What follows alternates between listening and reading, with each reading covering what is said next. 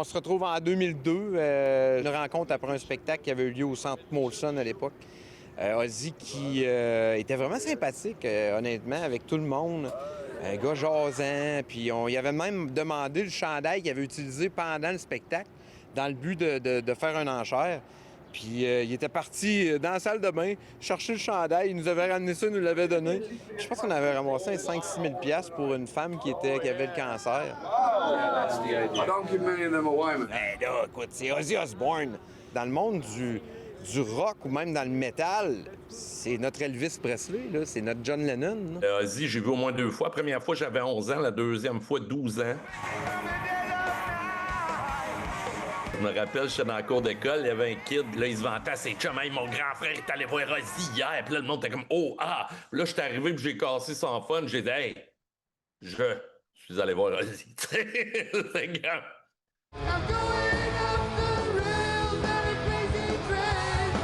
Quand il est arrivé à Québec, c'était comme Kiss. J'ai vu Kiss un paquet de fois dans cette période-là aussi.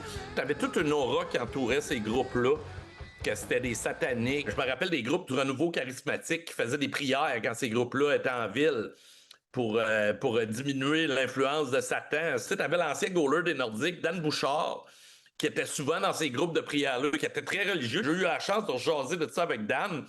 Puis il m'a parlé de l'épisode de Kiss où il avait, sans trop le dire, il jouait pour les Nordiques, fait qu'il était dans une colisée, il avait mis des bibles en dessous du stage, tu sais. Il y avait une aura de danger autour de ça.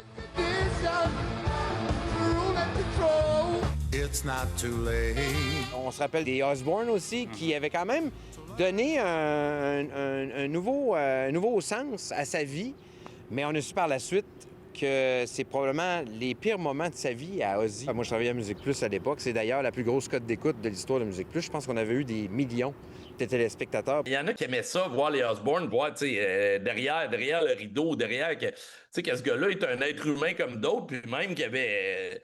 C'était un peu bizarroïde des fois parce qu'il était malade, il avait, tu sais, il n'était pas tout le temps top shape. D'autres n'ont pas aimé cette série-là pour ça parce que ça défaisait un peu le mythe, tu sais, du Prince of Darkness, du méchant Ozzy Osbourne.